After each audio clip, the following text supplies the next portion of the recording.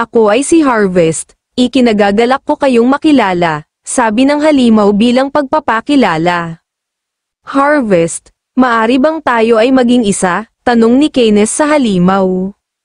Bakit naman? Tanong ng halimaw, hindi mo ba gusto si Keynes? Tanong ni Belfor Arcane sa halimaw.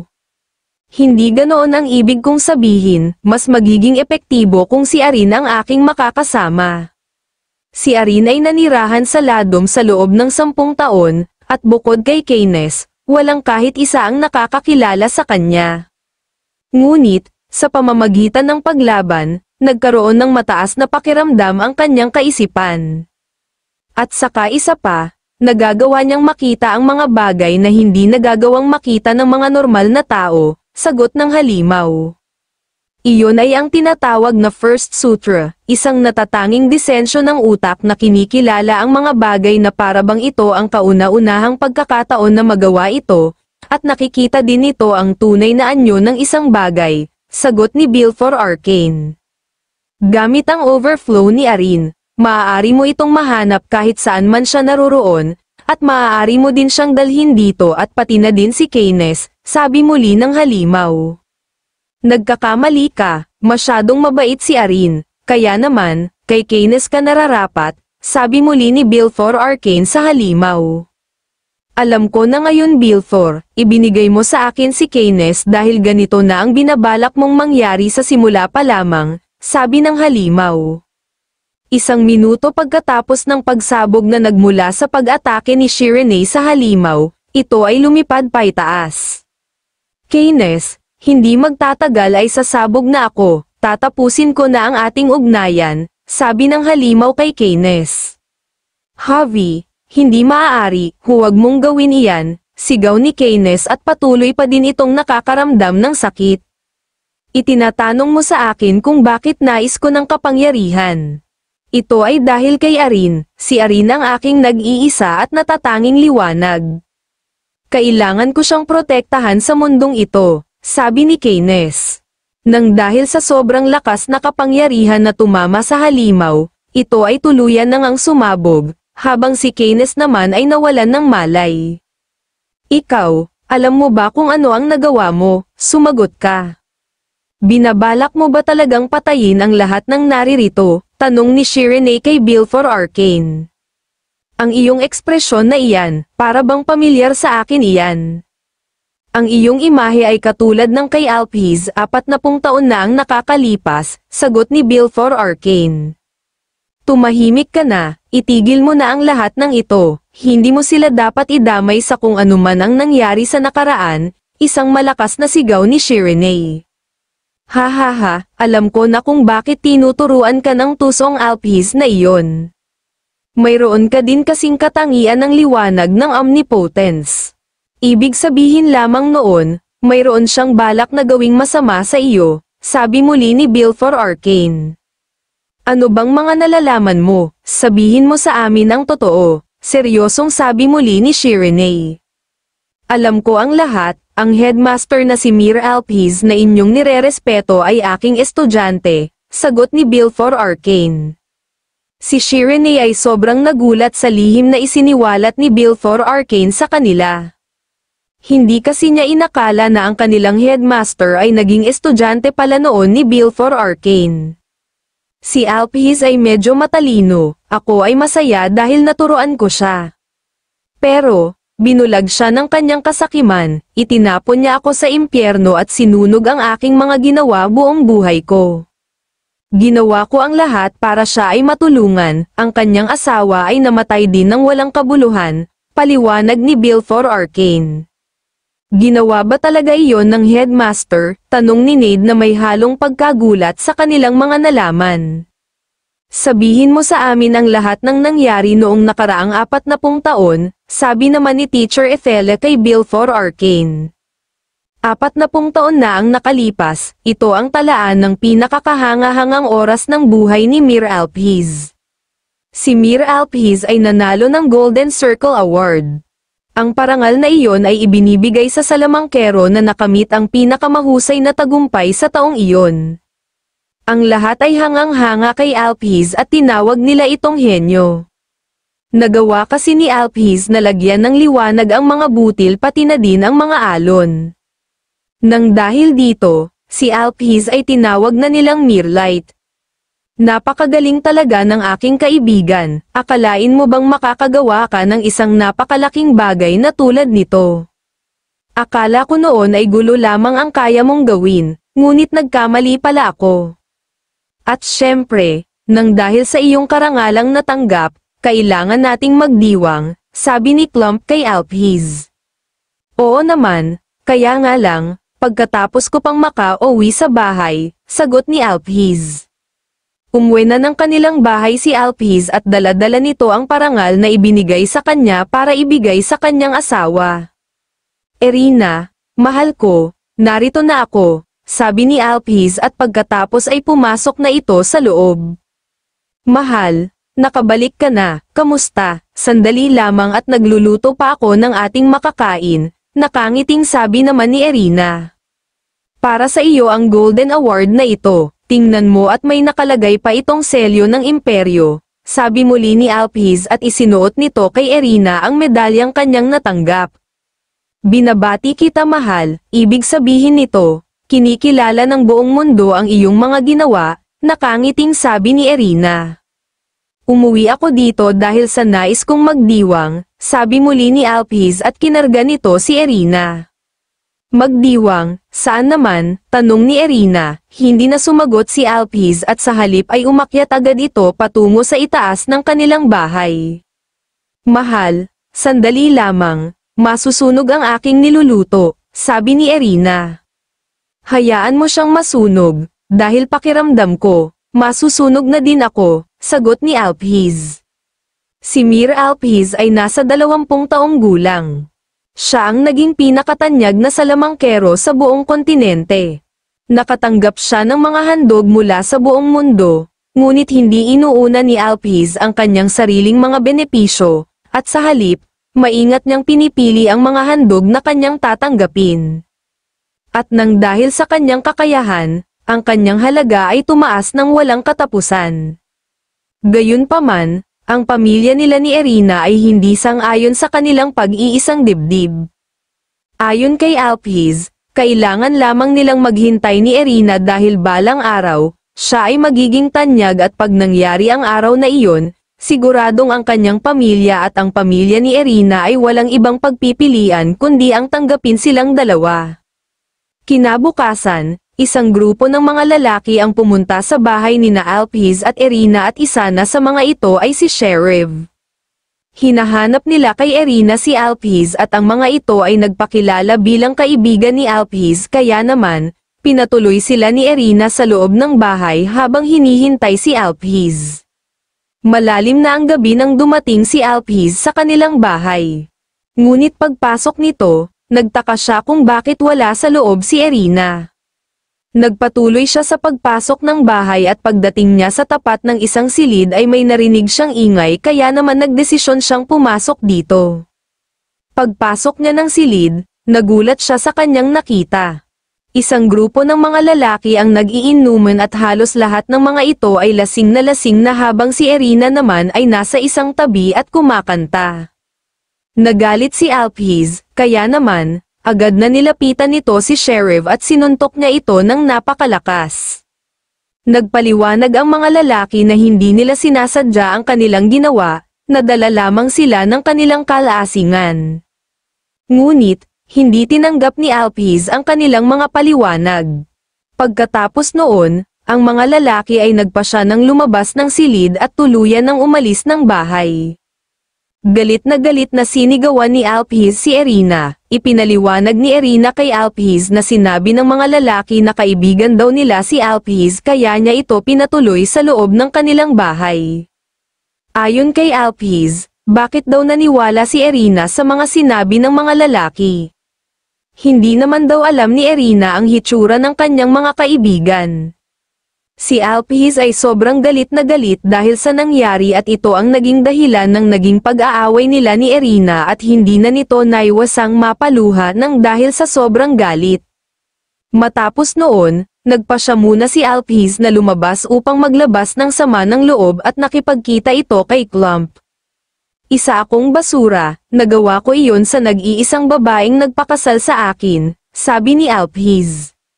Ganun talaga, minsan, nangyayari talaga ang pag-aaway sa mag-asawa. Ano kaya kung magkaroon kaya kayo ng anak, sabi naman ni Clump. Naisip na din namin iyan, sabi muli ni Alphys, kung ganoon, gawin ninyo ang lahat para magkaanak. Wala naman sigurong problema doon, ang bata ay nakatutulong para maging maayos ang isang pamilya, sabi muli ni Clump. Alam ko, pero, sinabi ng doktor na hindi niya makakaya ang sakit sa panganganak dahil ang kanyang kaisipan ay tulad lamang ng isang 10 taong gulang lamang, sagot ni Alphys. Wala ako sa posisyon para magsabi nito, pero, alam mo naman iyan noong mga sandaling nagdesisyon kang siya ay pakasalan. Sabi muli ni Alphys, alam ko iyon at hindi ko iyon pinagsisisihan.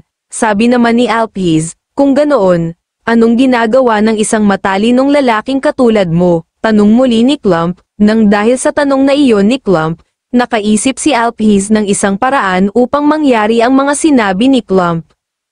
48 oras ang lumipas, si Alphys ay nagtungo sa laboratorio ng isang archmage na si Bilfor Arcane na nakatago sa ilalim ng lupa.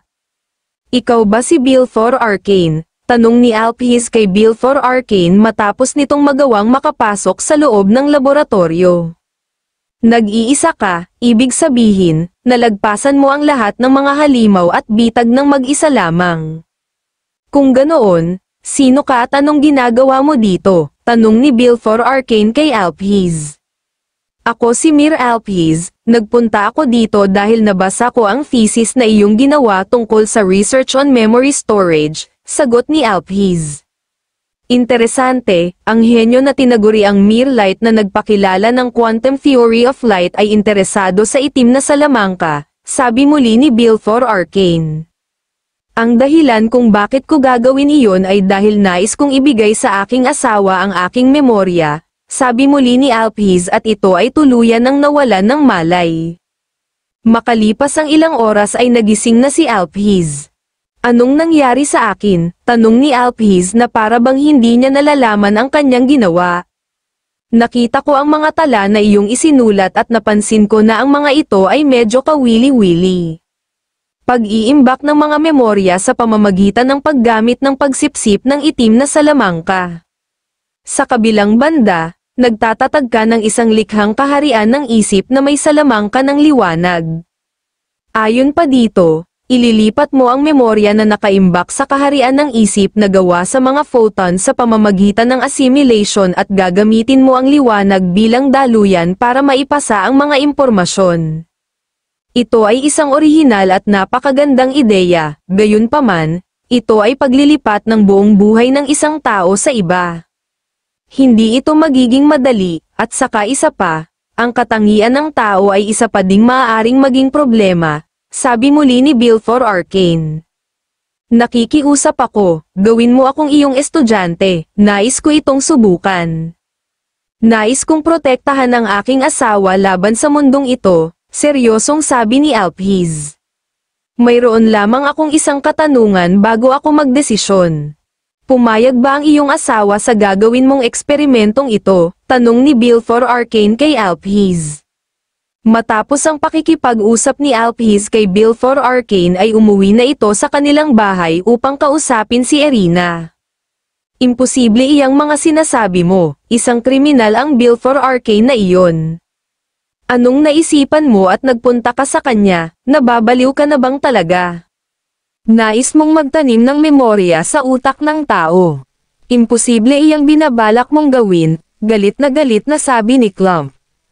Clump, hindi mo naiintindihan, si Arcane ang pinakamagaling na iskolar ng itim na salamangka sa buong kontinente. Hindi mo lamang siya kilala, sabi ni Alphys, tama ka naman. Ako ay isang bobo, alam ko naman na hindi ako matalino katulad mo. Pero, alam ko kung ano itong nais mong gawin, sinipa mo ang swerte na dumating sa iyo. Kapag sumama ka sa kanya, ang iyong posisyon bilang isang commissioned officer ay mawawala. At bukod pa doon, ang iyong pamilya ay siguradong masisira, sabi muli ni Clump. Hindi ko kailangan ng alinman sa mga iyon, kapag si Erina ay naging masaya, ako ang mas magiging pinakamasaya, sagot ni Alphys. Nang dahil sa kagustuhan din ni Erina na maging masaya si Alphys, pumayag na ito sa nais nitong gawin sa kanya. Erina, sandali lang, pag-usapan muna ninyo ito ng maayos. Huwag kang maging padalos-dalos, sabi naman ni Clump kay Erina. May tiwala ako sa aking asawa, alam kong gagawin ito ni Alphys para ako ay maging masaya, nakangiting sabi ni Erina. Siyempre naman, ako ay isang salamangkero na nakakuha ng Golden Circle Award. Aayusin ko ang lahat ng iyong mga kahinaan sa isang iglap lamang. Magpapaalam ka na sa lahat ng mga nakakainis na panghahamak, sabi ni Alphys kay Erina. Si Clump ay sobrang nag-aalala kay Erina dahil sa posibleng masamang epekto ng nais na mangyari ni Alphys. Makalipas ang ilang araw, sina Alphys at Erina ay nagdesisyon ng ibenta ang kanilang bahay at mga ari-arian at sila ay tuluyan ng lumipat sa lugar ni Belfor Arcane. Sa lugar ni Belfor Arcane kung saan naroon ang laboratorio, naging komportable ang pamumuhay ni Erina. Si Clump ay bumibisita dito isang beses sa loob ng isang linggo para ang mag-asawa ay dalhan ng pagkain at para na din kamustahin ang mga ito. Matapos ang 2 taon na pamamalagi ni Erina at Alphys sa lugar ni Belfor Arcane, dumating na ang araw na pinakahihintay ni Alphys. Simula bukas, magkakaroon ka na ng mga memorya ni Alphys. Kahit na ang memorya niya noong siya ay bata pa ay mapapasa iyo din. At saka isa pa, pati ang kanyang memorya sa ibang mga babae ay malalaman mo din, sabi ni Clump kay Alphys.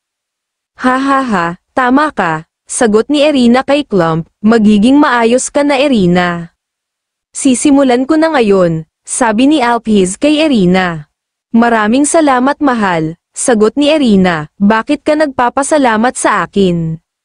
Pagkatapos nito, mabubuhay tayo ng masaya at magkakaroon tayo ng mga anak, sabi muli ni Alphys kay Erina. Alphys, sumunod ka sa akin, magsisimula na tayo, sabi naman ni Belfor Arcane kay Alphys at nagtungo na sila sa lugar kung saan naroroon ang mga makina na kanilang gagamitin. Ang Magic Engineering, Magic Biology, Alchemy, Photonics, at ang itim na salamangka. Ang lahat ng ito ang kanilang gagamitin upang may sagawa ang ninanais na gawin ni Alphys kay Erina. Bago pa man nila ito isagawa, ang lahat ng kanilang clinical trial ay walang naging anumang problema. Kaya naman, nasisiguro nila na magiging tagumpay ang kanilang gagawin kay Erina. Binuksan na ni Belfor Arcane ang makina na maglalagay kay Erina ng mga memorya ni Alphys. Lahat ng mga naging pakiramdam ni Alphys, lahat ng mga desisyong ginawa at pati na din ang pagmamahal na ibinigay ni Alphys ay mapupuntang lahat kay Erina. Si Erina ay lubos na nagpapasalamat kay Alphys dahil ibinigay nito ang lahat para sa kanya, at dahil dito, si Erina ay sobrang naging masaya. Ngunit sa hindi inaasahang pangyayari, mayroong hindi magandang nangyari sa kanilang eksperimento at pati na din kay Erina. Teacher, ang trial, sabi ni Alphys kay Belfor, ang trial ay naging matagumpay, sagot ni Belfor Arcane. Pero, bakit ganito, anong nangyari kay Erina? Sabi muli ni Alphys na sobrang nag-aalala para kay Erina. Mahal, ang paglilipat sa akin ay naging matagumpay. Ngunit, hindi ito tinanggap ng mga ugat sa aking katawan. Hindi katulad ng mga clinical trial na ginawa ninyo sa mga hayop. Hindi natin alam kung ito ba ay kakayanin din ng tao. Mahusay ang iyong ginawa, pero, kung ang iyong pananaliksik, putol na sabi ni Erina. Mahal, huwag ka nang magsalita pa, ako na ang bahala, gagawin ko ang lahat para maayos ito, sabi muli ni Alphys kay Erina. Patawarin mo ako mahal. Sabi muli ni Erina, hindi, ako ang dapat na humingi sa iyo ng tawad, sabi muli ni Alphys. Patawarin mo ako kung ako ay naging bobo, sabi muli ni Erina na nakangiti habang may tumutulong luha mula sa kanyang mga mata. Patawarin mo ako, Ako ang bobo mahal ko, patawarin mo ako, sigaw ni Alphys at tumulo na din ang mga luha nito. Maraming salamat dahil binigyan mo ako ng pagkakataon na mabuhay sa iyong mundo kahit na ito ay panandalian lamang. Maraming salamat dahil binigyan mo ako ng pagkakataon na malaman ang lahat, sabi muli ni Irina at tuluyan na itong nawalan ng malay. Isang napakalakas na sigaw ang namutawi kay Alphys at ito ay halos yumanig na sa buong laboratorio.